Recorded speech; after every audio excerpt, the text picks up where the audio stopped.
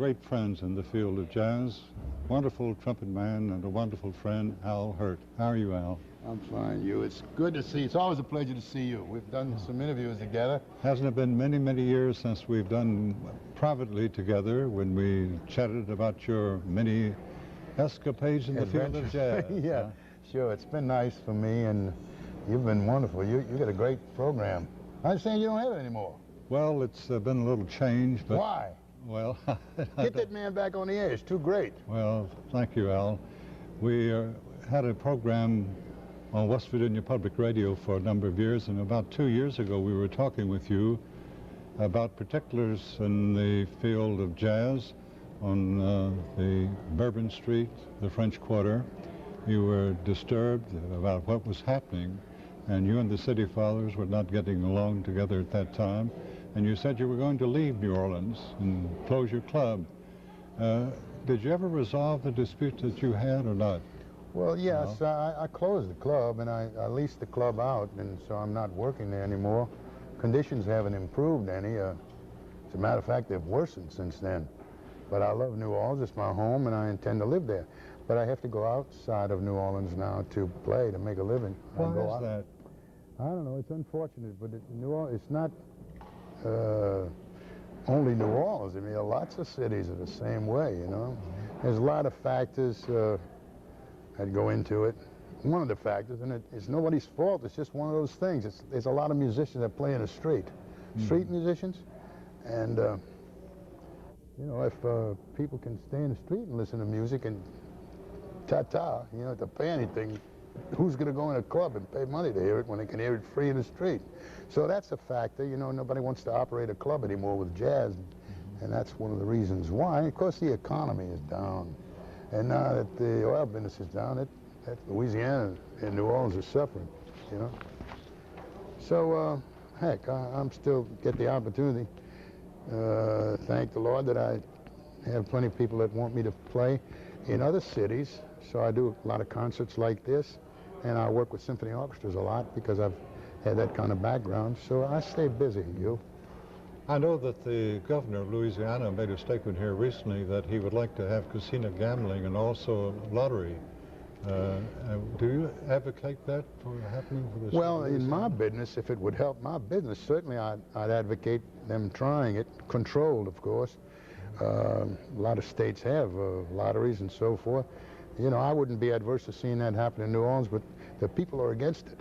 They're not for it at all. They figure it's going to bring in the type of people they don't want to see. I don't know, though. I question that somewhat because I think if it's tightly controlled, that those problems won't be excessive, no more excessive, certainly, than the problems there now.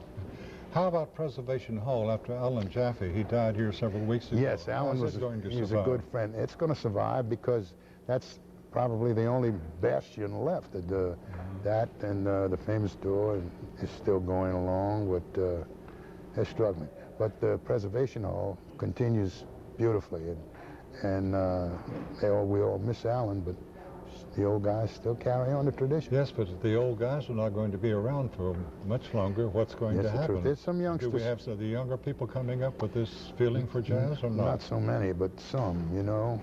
And I don't know, it seems to me like some of the old guys are going to last forever. They're playing in their 80s and their 90s, and they're still playing. And but that's down the line. I expect there'll be some young fellows that'll want to carry on that tradition, you know. I certainly hope so. You were talking about classical music. You went to Cincinnati Conservatory of Music. You got your start in the classical field.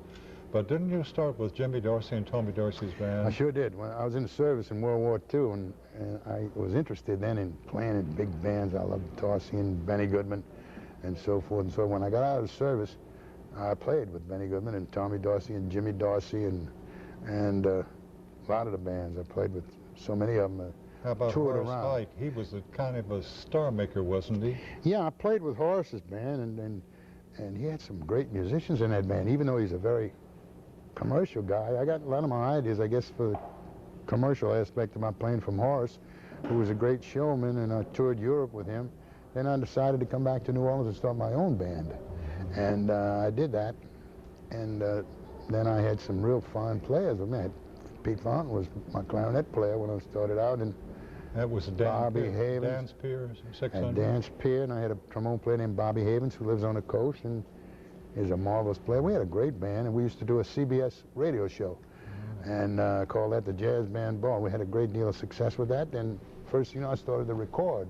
Our time is just about up. What is the future for jazz, particularly in the cradle of jazz, New Orleans? I don't know. Right now it's bleak, but hopefully it'll pick up, and it'll last forever. However, the audiences are limited, and I hope that'll change. And one of your protégés happens to be Wynton Marsalis. Oh, well, he's not my protégé. I wish I could say he was, but his father used to be my pianist. He's a marvelous trumpet player. Okay. One of the best I've ever heard. Thank you He's a so young much, fellow, great. Keep up the Oh, thank you, Hugh. I hope you get your show back, man. Well, you're too good to be off the air. Thank you very much. Thank you. Thank you, and from Hugh to you.